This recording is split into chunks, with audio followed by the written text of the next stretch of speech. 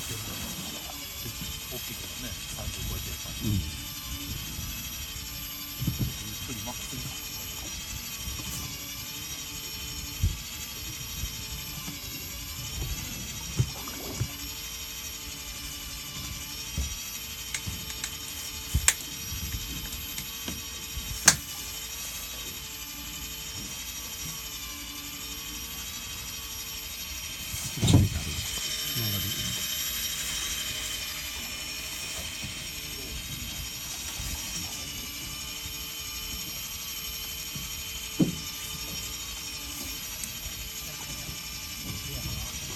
うん？もう一個伸びのやつは硬い。なんかこれの竿でいいわ。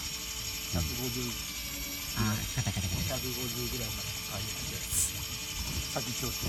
ああ、30負荷ぐらいの竿一番いい。30のあるっちゃあるんです腰強ってね、先っぽの方だけキュッと曲がるようなやつ。けど、完全な同調性だ。この竿でいいよ、それで。